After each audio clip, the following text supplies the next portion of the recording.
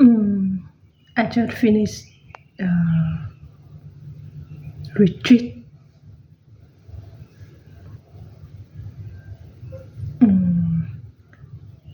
Yes, mother retreat from temple. Yes, the retreat. I learned a lot. Yeah, I learned a lot, and I meet many people.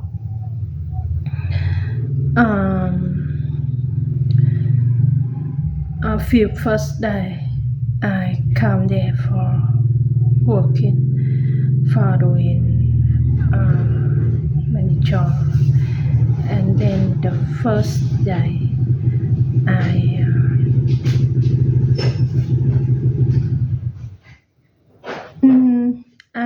I don't remember a lot, but I remember that I joined a Dharma talk, and Miss Hill, some a person I met from Inter Mountain.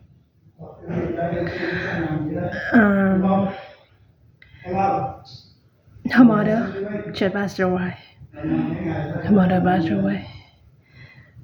This time I met her a second time. She cried a lot. She cries constantly, and especially after the song that Mr. Ben, teacher Ben, played the guitar, and someone shout, and she keep constantly cry all the day. And she told many times that nothing can compare to the mother love. The mother love. Why mothers still here? Fathers still here? Why we can't do anything for them, for their happiness? But we just live for ourselves. Just live for ourselves.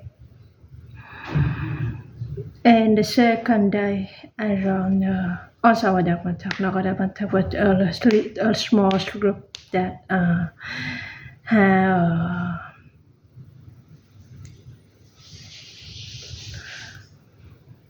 some discussions about love and marriage, and I told them that time will answer everything. Time will answer everything, and only time, only experience answer everything that we need to answer. After 1 year, 2 years, 5 years, 10 years or later, also we know that what we really need, what really true, what is the truth.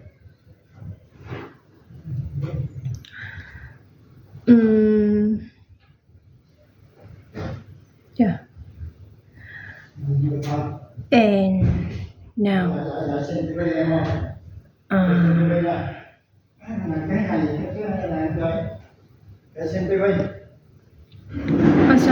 retreat I met a young boy, 19 years old, young boy.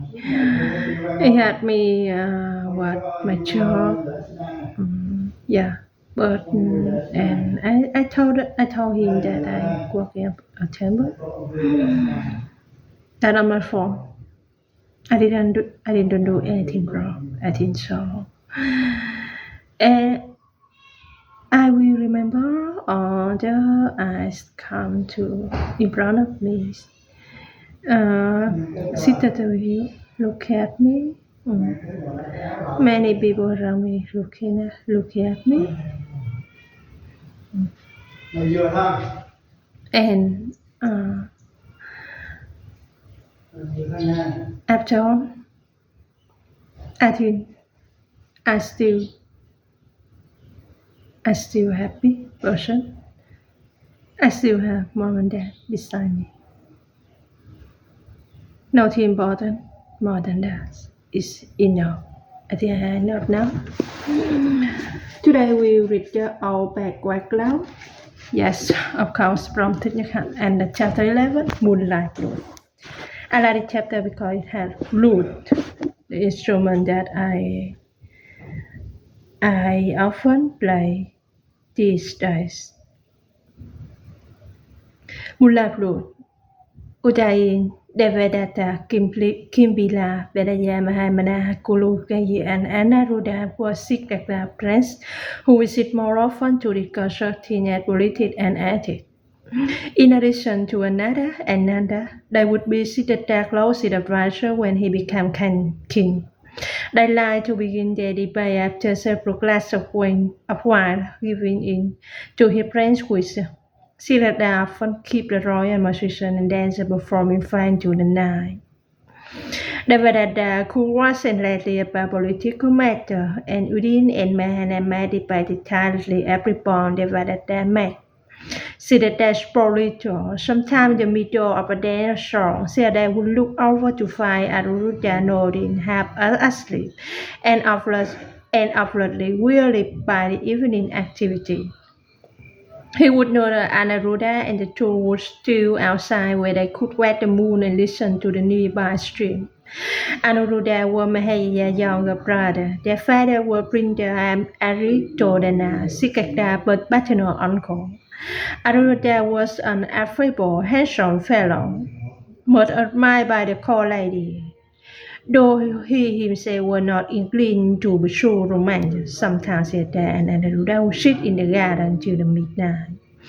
By then their friend had become too intoxicated or tired to discuss any more and had retired to the guest room, and Siddhartha would take out his flute and play beneath the bright moonlight. Rupa would play a small incense burner on a rock and sit quietly nearby, listening to the soft music rise and fall in the warm night air. Siddhartha played his flute for Anuruddha beneath the bright moonlight.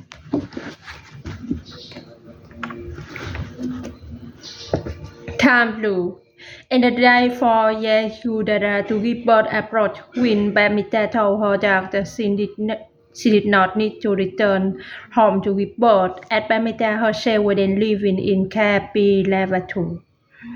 With Queen Mahapajati, Bamita led the finest midqueen wine in the capital to assist Yasudhara.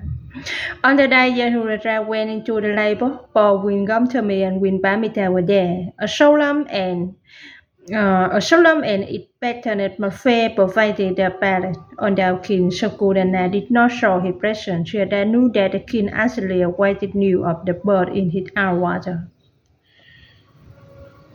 When Yasudhara's labor pains began in the earnest, she was led into the inner chamber by her attendant. It was only the noon hour, but suddenly the sky grew dark with clouds and thought the deadly hand had obscured the sun. Shraddha sat outside. Although he was separated from his wife by two walls, he could really hear her cry. With each passing moment, his anxiety increased. Yasudhara mourned now for love one upon another, and he was beside himself. Her cry tore at his heart until it was impossible to sit still. He stood and paced the floor. At times, Yasudhara's wrong was so intense he could not wear his pants. His mother, Queen Mahamaya, had died as a result of giving birth to him, and that was a sorrow he could never forget. Now it was Yasudhara's turn to give birth to his own child. Childbirth was a basic moral human experience, a basic run with danger, including the possibility of death. Sometimes both mother and child died. Reminding himself what he had learned from a month and a number of a month earlier. Siddhartha sat down in a lounged position and began to take count of his mind and heart. The time of basic was a true test. He must maintain a calm heart even in the midst of Yasudhara's cries.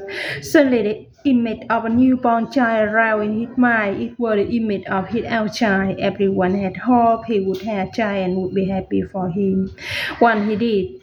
He himself had hoped for a child, but now in the intensity of the actual event, he understood how emotionally important the birth of a child is.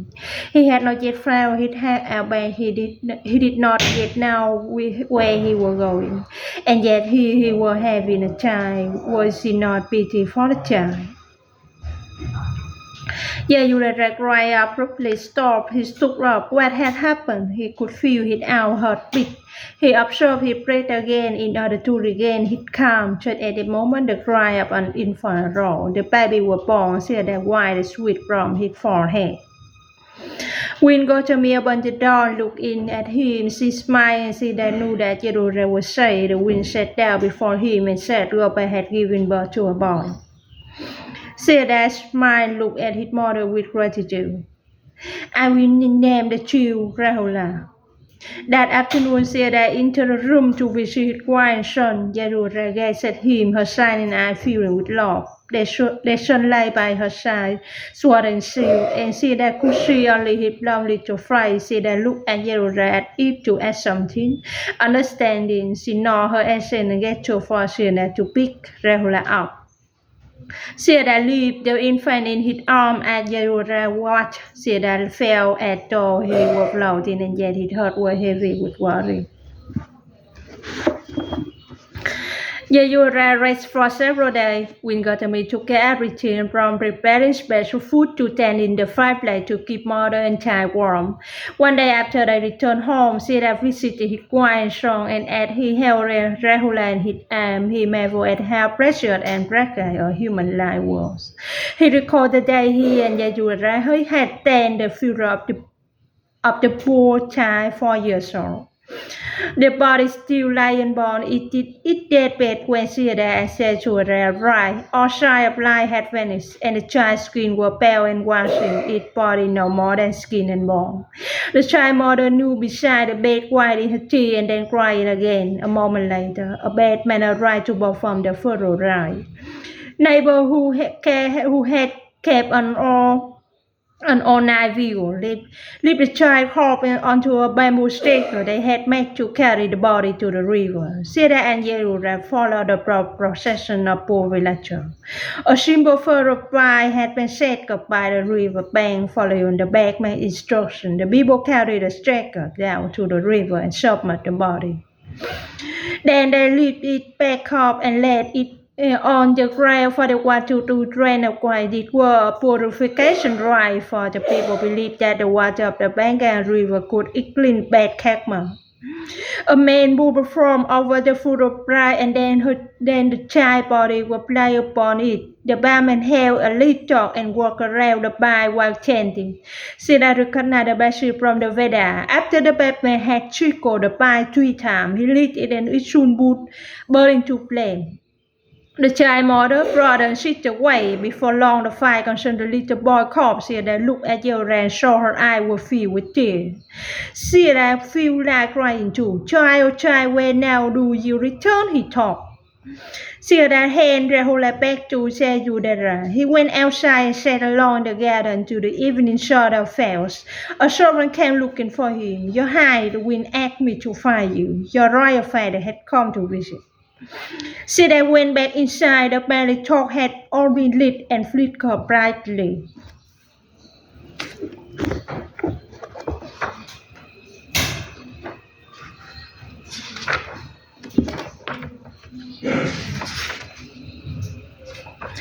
Chapter 51.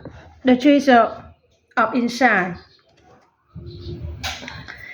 When the 13th retreat season ended, the brother returned to Savati. Savati and Rahula followed him. It was the first time Savati had been to Chetavana monastery.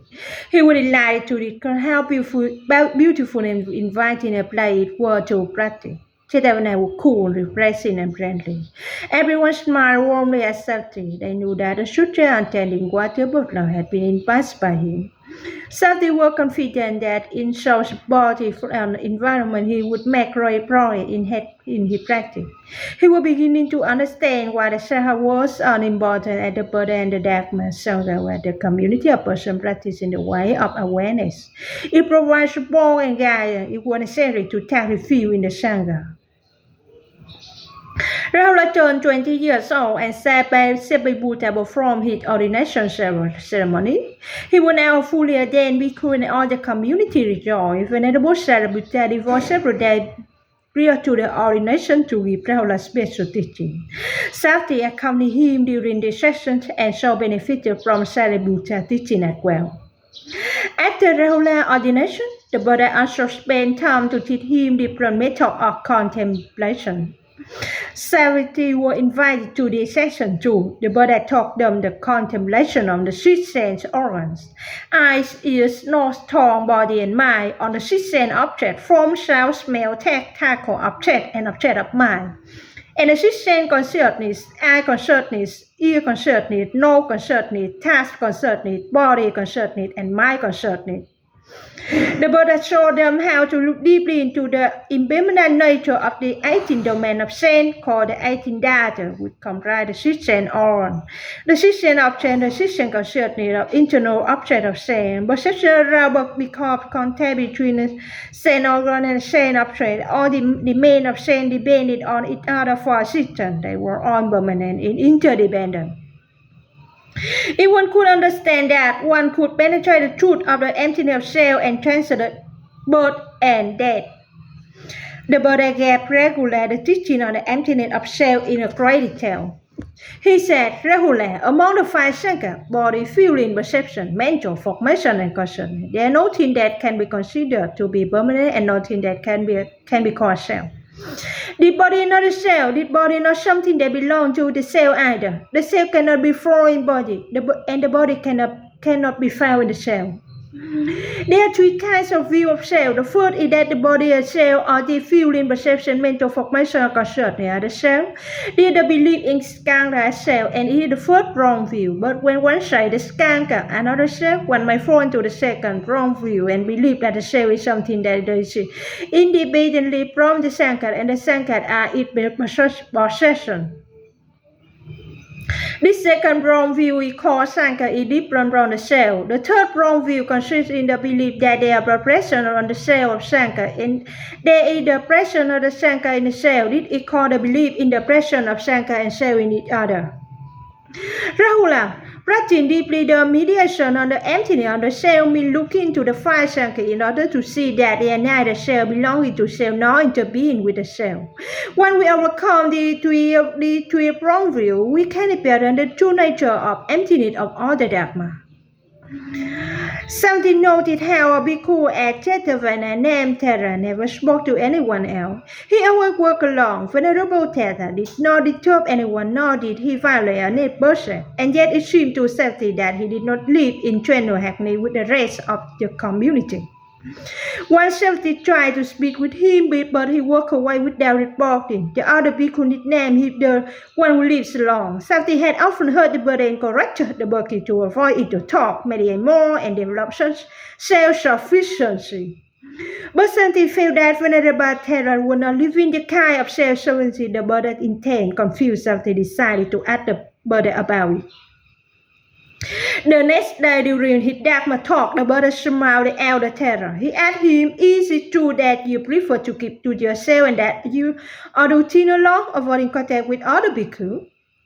The bhikkhu answered, yes, Lord, dear, true, you had taught to be self-sufficient and to practice being alone. The Buddha turned to the community and said, Bhikkhu, and we explained what true self-sufficiency is, what the better to live long. A self-sufficient person is a person who do in mindfulness. He is aware of what is going on in the present moment, what is going on in his body, feeling, mind, and object of mind. He now has to look deeply at things in the present moment. He does not pursue the bad nor lose himself in the future, because the bad no longer is and the future had not yet to come. Life can only take place in the present moment. If we lose the present moment, we lose life. This is the better way to live alone. Bhikkhu, what's it mean by pursue the bad? To pursue the bad means to lose yourself in talk about what you look like in the bad, what you feel in within, what rank and position you have, what happiness or suffering you experience, and given right to shut door internally you in the bad. Because what it means by losing yourself in the future? To lose yourself in the future means to lose yourself in the thought about the future. Your imagine, hope, fear, worry about the future. Wondering what you will look like, what your feeling will be, whether you will have happiness or suffering, giving rise to such thought entangling you in the future. Because returning to the present moment in order to be in direct contact with life and to see life deeply. If you cannot make direct contact with life, you cannot see deeply. Mindfulness enables you to return to the present moment. But if you are enslaved by desire and anxiety over what is happening in the present, you will lose your mindfulness and you will not be truly present to life. Because one who really knows how to be alone during the present moment, even if he's sitting in the middle of the crowd, if a person sitting alone in the middle of a forest is not mindful, if he haunted by the bed in the future, he's not truly alone. The Buddha then recited a gatha to summarize his teaching. Do not betray the bed. Do not lose yourself in the future. The bed no longer is. The future had not yet to come. Looking deeply at life as it is in the every here and now. The practitioner do in stability and freedom. We must be diligent today. Do to wait until tomorrow is too late. That come unexpectedly. How can we begin with it? The same call a person who knows how to do in mindfulness night and day. One who knows the better way to live alone. After reading the Gada, the Buddha thanked Thera and invited him to be seated again. The Buddha had neither praised nor criticized Thera, but it was clear that the bhikkhu now had a better grasp of what the Buddha meant by being self-sufficient or being alone. During the dark meditation that took place later that evening, Sakti listened to the senior discipline say how important the Buddha work had been that morning. Venerable Ananda repeated the Buddha did call, including the Gada work for work Sakti were always made at Ananda memory. Ananda even spoke with the same tree on work at the Buddha. When Ananda was finished, Mahakakana stood up and said, I would like to stress that we make a formal sutra of the Buddha teaching this morning. I further suggest that we name it Bhagavad Sutra, the Sutra of knowing the better way to live alone. Every bhikkhu should memorize the sutra and put it into practice. Mahakaspa stood up and wrote his book for Mahakana ideas. The next morning when the bhikkhu went out baking, they encountered a group of children playing by the rice paddy. The children had caught crab with one boy held down with his four finger. With all the hand, he ripped one of the crab claw. The other children clapped their hand and swiftly.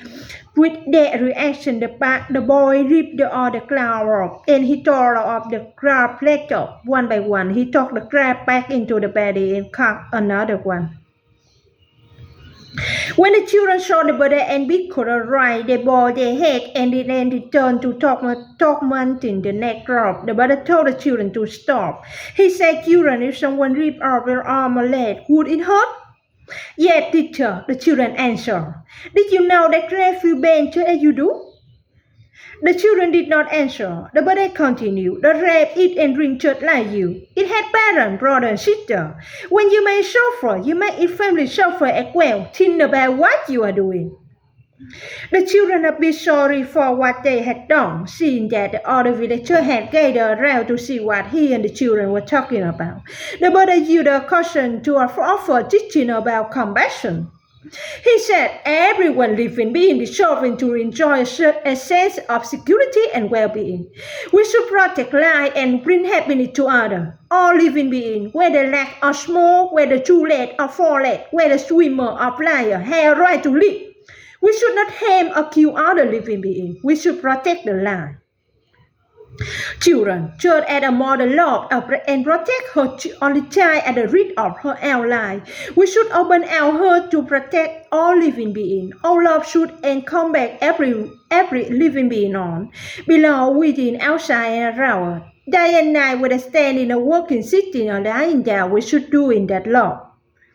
The bird asked the children to release the crab they had caught. Then he told everyone, "May the eternal love in this way bring happiness forth to the one who rested it. You sleep better and wake up more at ease. You do not have nightmare. You are neither sorrowful nor anxious, and you are protected by everyone and everything around you. The people and beings you bring to your mind love and compassion bring you great joy, and slowly their suffering leave them." Scientists knew that Alberta were committing to sharing the teaching with children. To help with that, he and Rahula now a special class for children at Jetavana. With the assistance of young lay person specialists for children, the young people gathered for special teaching one a month. So their strong Caleb was not very enthusiastic at first about attending. He only did so because he was full of safety, but little by little his interest grew. Princess Vanji, the king doctor, also lent her support to the class. One full Monday, she asked the children to bring flower to offer to the Buddha. The children arrived with flower picked from their out garden and from field along the way to the monastery. Princess Vanji brought an handful or lot of flowers she had gathered from the ballad lot of boon. When she and the children went to find the Buddha and he heard, they learned, and he was in the dark hall preparing to give a discount to both Piku and lay person. The princess led the children quietly into the hall, and the others moved back a bed way for the children. They played their flower on a small toy table in front of the Buddha, and then bore the Buddha smiled in her return. And he invited the children to sit right in front of him. The Buddha Dharma told that they were more special. He waited for the children to be seated quietly, and then he slowly stood up. He picked up one of the larger flowers and held it up before the community. He did not say anything. Everyone sat perfectly still. The Buddha continued to hold up the flower without saying anything for a long time. People were pleased and wondered what he meant by doing that. Then the Buddha looked out over the community and smiled. He said, "I had the eye of the true Dharma, the treasure of worry inside, and I had just transmitted to Mahakassapa." Everyone turned to look at Venerable Kassapa and saw that he was smiling. His eye had not wavered from the Buddha and the lotus he had held. When the people looked back at the Buddha, they saw that he too was looking at the lotus and smiling. To something felt place, he knew that the most important thing was to maintain mindfulness. He began to observe his breath as he looked at the Buddha. The white lotus in the Buddha's hand had newly blossomed. The Buddha held it into the most gentle, noble gesture. His thumb and forefinger held the still stem of the flower with joy with the shape of his hand. His hands were beautiful as the lotus itself, pure and wondrous. Suddenly Sultan truly saw the beauty and lovely beauty of the flower. There was nothing to think about. Why, naturally, a smile rose on his face. The Buddha told that they were more special. The Buddha began to speak. "Friend, the flower is a wondrous reality. As I hold the flower before you, you all have chance to experience it. Making contact with a flower is to make contact with a wondrous reality. It is making contact with life itself." Mahakassapa smiled before anyone else because he was able to make contact with the flower. As long as obstacles remain in your mind and you will not be able to make contact with the flower, some of you ask yourself, why is Gautama holding that flower up? What is the meaning of his gesture? If your mind are copied with self-talk, you cannot truly experience the flower. Friends, being locked in thought is one of the things that prevent us from making true contact with life. If you are ruled by worry, frustration, anxiety, anger, or jealousy, you will lose the chance to make real contact with all the wonder of the life.